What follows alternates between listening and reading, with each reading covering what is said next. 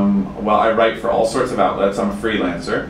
So my dream was always not to have a boss, and so I have like 17 bosses who I deal with every single day. I don't know if I was able to really achieve my ambition.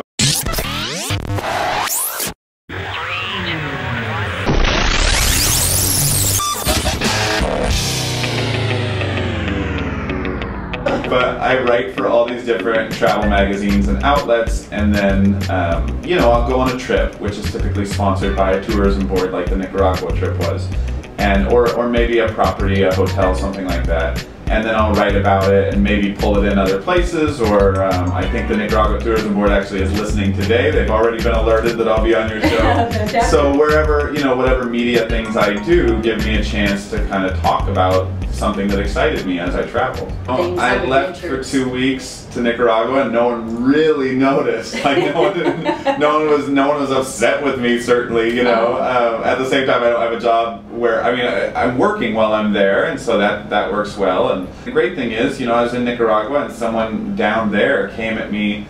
I met another editor down there, and people come at you with ideas and say, we'd love for you to be involved, and you can say yes.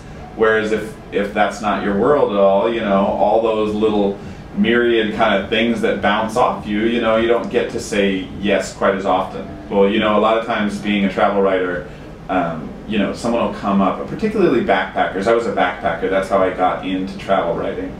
And, backpackers will come up to you in the airport and you'll talk to them, and then you might share that you're a travel writer because it feels kind of good to share that information. And then they'll say, wow, like that's a really cool job, that's a really privileged position to be in. And I've seen so many travel writers kind of roll their eyes and be like, well, it's really hard work and we don't get paid a lot and all this stuff.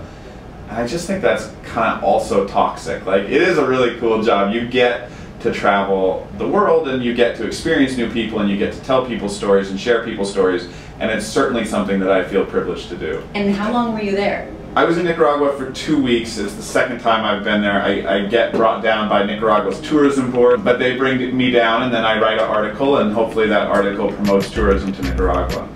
Which is a place that I love, by the way, and for anyone who's listening who is looking for a vacation, Costa Rica is one country to the south, but that's been a little more gentrified. There's been, the influx of people from the United States is a little more present, where Nicaragua still has, still feels really like its own identity. Did you go by yourself or with a group of people? I went by myself at first, and then with 3 cousins. I use these trips, I write about them for magazines, and then I also use them to inspire my work for kids. So I have a couple novels for kids coming out with Bloomsbury, and those kind of get influenced and surely, feel the force of these travel trips that I take. Right. I stick to the tropics a lot, actually, because I like to write about the tropics, and I like to write about pirates, and I like to write about, people adventuring and accidentally touching frogs that they shouldn't touch. So how did you get interested in traveling? Did you travel a lot with your father when you were... That's a lovely question. My father, I think my father recently passed away, and I've been reflecting on him quite a bit. And the thing that I always think about with him is that he and my mother were, first of all, they were both big travelers. He lived in Venezuela for 10 years. He was actually a Catholic priest for 10 years, and so he lived down there before, I was ever in the picture.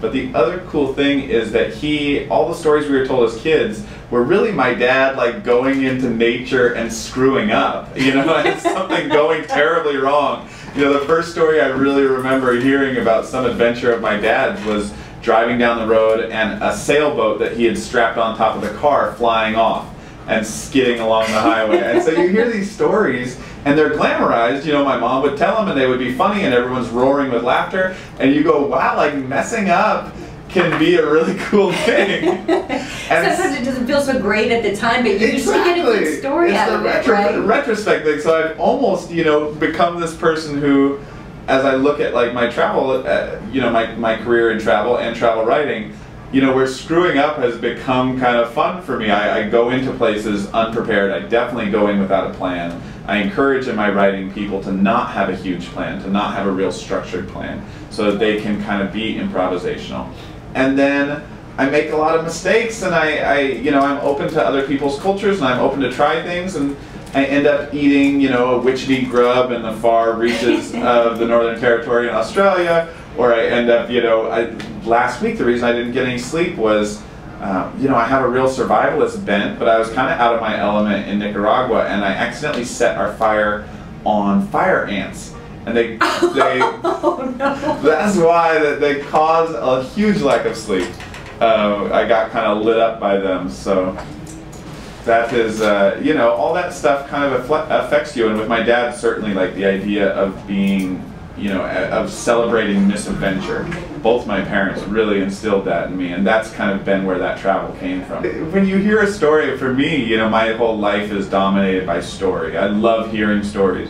You know, I've spent my life telling stories, and I certainly still enjoy that interchange of hearing other people's stories. And for me, you know, growing up, the stories I heard were about people making mistakes out in nature, out in the wild, without a huge safety net, and then kind of fumbling their way through and laughing about it after over wine.